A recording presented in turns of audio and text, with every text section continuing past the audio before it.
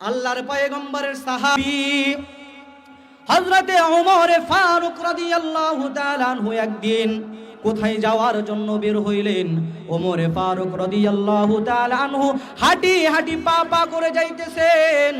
এমন সময় হযরত ওমর ফারুক রাদিয়াল্লাহু তাআলা আনহু তাকাইয়া দেখেন একজন যুবক কান্নাকাটি করতেছে। এবার হযরত ওমর ফারুক রাদিয়াল্লাহু তাআলা আনহু বলেন, ও যুবক ভাই, বলো বলো তোমার এই কান্নার কারণটা কি? ওই যুবক চোখের পানি ছাড়ে বলেন, চোখের পানি ছাড়েন আর বলেন, ও ওমর, আমি তো অনেক বড় নাফরমান, অনেক বড় গুনাহ করছি, আর ওই গুনার জন্য আমি যুবক কান্নাকাটি করতেছি।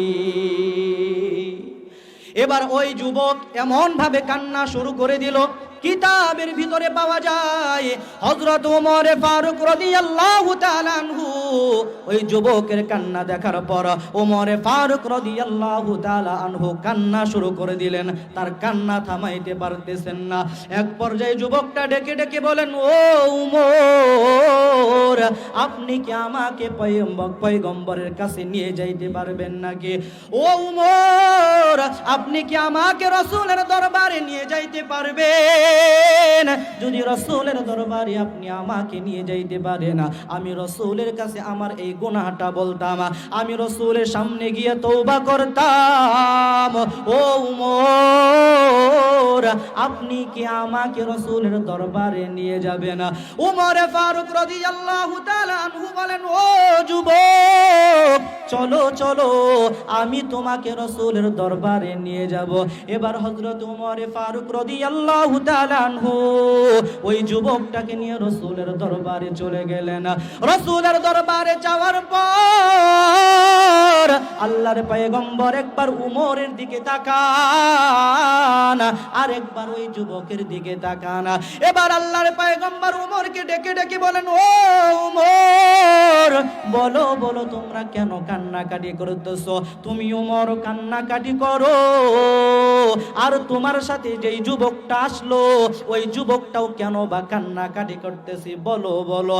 এবার ওমর ফারুক বলেন, ও আল্লাহর পয়গম্বর, ইয়া রাসূলুল্লাহ, ইয়া হাবিবাল্লাহ, ওই যে যুবকটা তার গুনাহের জন্য কান্নাকাটি করে, যখন আমি ওমর তার কান্না দেখলাম, তার কান্না দেখার পর আমি ওমর কান্না থামাইতে পারি নাই, আমিও তার সাথে সাথে কান্নাকাটি করতেছি।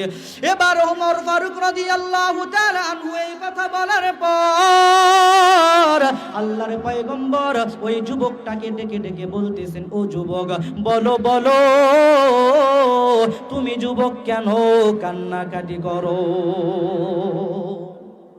আল্লাহর পয়গম্বর যুবকটাকে এই কথা জিজ্ঞানোর পর যুবকটা চোখের পানি ছাড়েন আর বলেন, ও পয়গম্বর, আমি আল্লাহ তাআলার একজন নাফরমান বান্দা, আমি এমন বড় অপরাধ করেছি, এমন বড় গুনাহ করেছি, না জানি আমার জন্য জাহান্নাম বরাদ্দ হয়ে গেছে, না জানি আল্লাহ তাআলা আমাকে জাহান্নামের মধ্যে ফালাইয়া দেয়। ও পয়গম্বর, আমি অনেক বড় নাফরমানি বান্দা, অনেক বড় অপরাধ করে ফেলেছি। ও গো পয়গম্বর, আমার আল্লাহ তাআলা কি আমাকে মাফ করবেন নাকি? এবার আল্লাহর পয়গম্বর যুবকটাকে ডেকে ডেকে বলেন, ও যুবক, আমি তোমার কাছে জানতে চাই, বলো বলো তোমার গুনাহ বড় নাকি আমার আল্লাহ তাআলার আরশটা বড়? যখন আল্লাহর পয়গম্বর যুবকটাকে এই কথা বললেন, যুবকটা এবার চোখের পানি ছাড়িয়া ছাড়িয়া কান্নাকাটি করিয়া আল্লাহর পয়গম্বরকে বলতেছেন, ওগো আল্লাহর পয়গম্বর, ইয়া রাসূলুল্লাহ, ইয়া হাবিবাল্লাহ, মন যেন কেন সাক্ষী দেয় আমার আল্লাহর আরশ যত বড়, তার চাইতে আমি নাফরমানের গুনাহ বেশি বড়। এবার আল্লাহর পয়গম্বর যুবকটাকে ডাকেন আর বলেন, ও যুবক, আমি তোমার কাছে জানতে চাই, বলো বলো তোমার গুনাহ বড় নাকি আমার আল্লাহ তাআলার জমিনটা বড়? যুবকটা চোখের পানি ছাড়িয়া বলতেছেন, ও পয়গম্বর, আসমানটা যেন কেন সাক্ষী দিতেছে আল্লাহ তাআলার জমিন যত বড় তার চাইতে আমি নাফরমানের গুনাহ বেশি বড়। এবার পয়গম্বর বলতেছেন, ও যুবক, আমি তোমার কাছে জানতে চাই তুমি কি কাউকে হত্যা করেছো? যুবক বলেন, না না ওগো পয়গম্বর, আমি কাউকে হত্যা করে নাই। এবার পয়গম্বর বলেন, ও যুবক, আমি তোমার কাছে জানতে চাই, বলো বলো তুমি কি আল্লাহ তাআলার সাথে শরীক করেছো, শিরিক করেছো? এবার যুবক বলেন, ও পয়গম্বর, না না আমি যুবক আল্লাহ তাআলার সাথে শিরিকও করে নাই। আল্লাহর পয়গম্বর বলেন, ও যুবক, বলো বলো তাহলে তুমি এমন কি অপরাধ করলা? তুমি তোমার গুনার বিবরণ আমার কাছে বর্ণনা করো। এবার ওই যুবকটা চোখের পানি ছাড়িয়া বলতেছেন, ও পয়গম্বর, আমি হইতেছি পেশায় একজন কাপন চোর। মদিনার ভিতরে যখন কোনো মানুষ মারা যায়, কোনো মানুষ মারা যাওয়ার পর যখন সমস্ত মানুষগুলো চলে যায়, গভীর রজনী, অন্ধকার রজনী, রাত্র যখন অন্ধকার হয়ে যায়, সমস্ত মানুষ যখন ঘুমের মধ্যে বিভোর হয়ে যায়, আমি তখন ঘুম থেকে জাগ্রত হই। ঘুম থেকে জাগ্রত হওয়ার পর ওই যে ব্যক্তিটাকে দাফন করেছিল আমি তার কবরে যাই। তার কবরে যাওয়ার পর একে একে প্রত্যেকটা কাপড় আমি খুলে নিয়ে আসি। প্রত্যেকটা কাপড় নিয়ে আসার পর ওই কাপড়গুলো আমি বাজারে বিক্রি করে দেই। বাজারে বিক্রি করার পর যেই টাকাগুলো হয়, যেই টাকাগুলো আমি পাই, ওই টাকা দিয়ে আমি আমার জীবন চালাই। পয়গম্বর বলেন, ও যুবক, তুমি কি এত বড় জঘন্য অপরাধ করছো? তুমি কি এত বড় নাফরমানি করছো? এত বড় অপরাধ তুমি করছো? আল্লাহর পয়গম্বর এই কথা বলার পর যুবকটা চোখের পানি ছাড়িয়া বলতেছেন, ওগো পয়গম্বর, এর চাইতে বড় জঘন্য অপরাধ আমি করেছি। আল্লাহর পয়গম্বর যুবককে বলেন, ও যুবক, বলো বলো তুমি কি অপরাধটা করছো? এর চাইতে জঘন্য অপরাধ তুমি কি করছো? এবার যুবক ডেকে ডেকে বলতেছেন, ও পয়গম্বর, মদিনার ভিতরে একজন সুন্দর মেয়ে, রমণী একজন মেয়ে মারা যায়। মারা যাওয়ার পর আমার কানে যখন এই সংবাদটা পৌঁছলো, এই সংবাদটা আমি পাওয়ার পর যখন সমস্ত মানুষগুলো দাফন কাফন করে চলে গেল, অন্ধকার রজনীতে, ওই গভীর অন্ধকার রজনীতে আমি ওই কবরে গেলাম।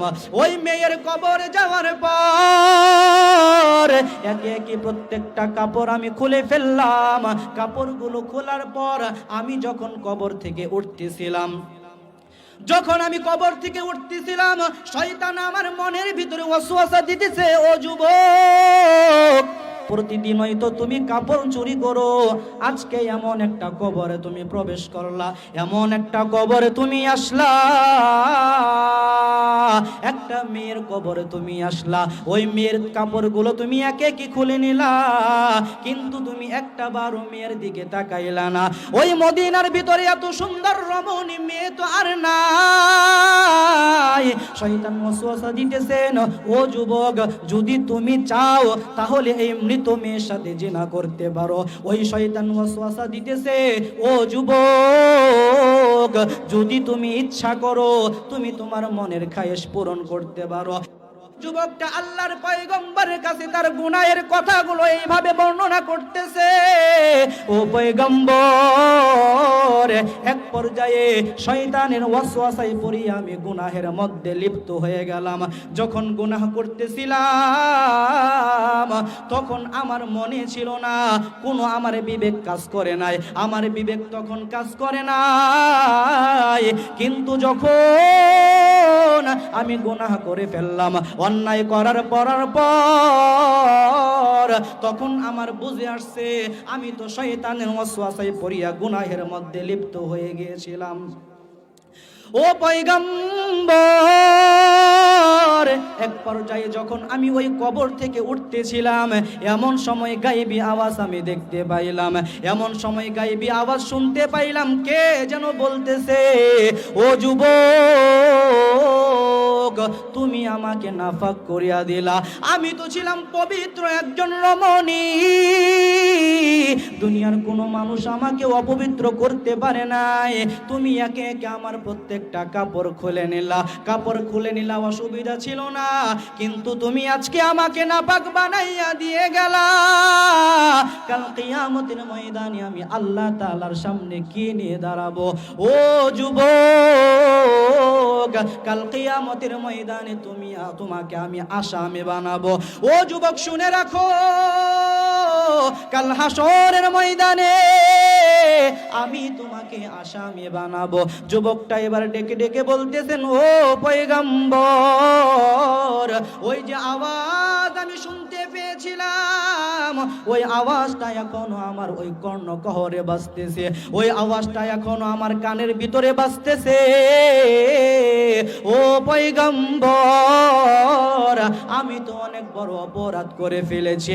ওই যুবকটা যখন এই গুনাহের কথাগুলো বিবরণ দিল, এই কথাগুলো বর্ণনা করার পর এবার আল্লাহর পয়গম্বর যুবকটাকে বলতেছেন, ও যুবক, যাও যাও, তুমি আমার দরবার থেকে চলে যাও। এবার ওই যুবকটা পাহাড়ের দিকে চলে গেলেন। রাসূলের দরবারে আসার পর রাসূল আকরাম সাল্লাল্লাহু আলাইহি ওয়াসাল্লাম থেকে এই কথা শোনার পর যুবকটা চলে গেলেন পাহাড়ের দিকে।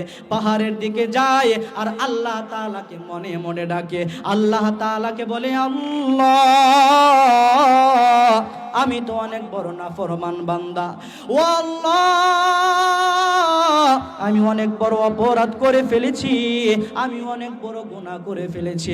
আমি আমার গুনার খবর রাসূলের দরবারে জানানোর পর, রাসূলের কাছে জানানোর পর আল্লাহর রাসূল আমাকে তাড়াইয়া দিলেন। ও দয়ার মালিক আল্লাহ, আপনি যদি আমাকে তাড়াইয়া দেন, বলেন বলেন আপনার বান্দা কার কাছে যাবে? ও আল্লাহ, দুনিয়ার ভিতরে আপনার কত বান্দা আছে, কিন্তু আপনি ছাড়া তো আমার কোনো মালিক নাই, কোনো মাবুদ নাই। ও আল্লাহ, আপনি যদি আমাকে মাফ না করেন, বলেন আল্লাহ আমি কার দ্বারে যাব? ও আল্লাহ, আপনি আমাকে মাফ করে দেন। এক পর্যায়ে দিন যায়, দিন যাইতে যাইতে 40 দিন পার হয়ে গেল। 40 দিন পার হয়ে যাওয়ার পর এবার আল্লাহ রব্বুল আলামিন স্বয়ং হযরত জিবরাইল আলাইহিস সালামকে পাঠাইয়া দিলেন। ও জিবরাইল, যাও যাও, তুমি আমার হাবিবের কাছে এই সংবাদ নিয়ে যাও।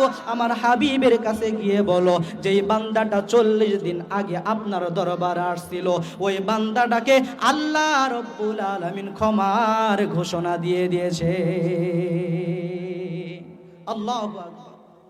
এই জন্যই তো আল্লাহ পাক রব্বুল আলামিন বলেন, ও বান্দা, তোমার গুনাহ যত বড় হয়ে যাক না কেন, তোমার গুনাহ যত বড় হয়ে যাক না কেন, লা তাকনাতু মির রাহমাতিল্লাহ, ইন্নাল্লাহা ইয়াগফিরুয যুনুবা জামিআ, ইন্নাহু হুয়াল গফুরুর রহিম। ও বান্দা, গুনাহ করতে করতে করতে সমুদ্রের ফেনা পরিমাণ গুনাহ করে ফেলেছো। ও বান্দা, এখন সময় আছে, মাওলার দরবারে 2টা হাত বাড়াইয়া দাও, কারণ আমার আল্লাহ পাক রব্বুল আলামিন বলেন, ও বান্দা, তোমার গুনাহ যত বড়ই হোক না কেন, আমার রহমত থেকে কিন্তু বেশি বড় হয়ে যায় না। এই জন্য ও বাবা, মনটাকে বোঝান, মনটাকে বোঝান। হায়াতের জিন্দেগি পাওয়ার পর যত গুনাহ করছি, আজকের এই মাহফিলে সমস্ত গুনাহগুলোকে সামনে রাখিয়া মাওলার দরবারে 2টা হাত বাড়াইয়া দেই আর আল্লাহ তাআলাকে বলি, আল্লাহ, আমার মতো গুনাহগার বান্দা দুনিয়ার ভিতরে কেউ নাই, আমার মতো পাপী বান্দা দুনিয়ার ভিতরে কেউ নাই। ও আল্লাহ, আপনি আমার আমাকে মাফ করে দেন। ও আল্লাহ, আপনি যদি আমাকে মাফ না করেন, আমি বান্দা কার কাছে যাব?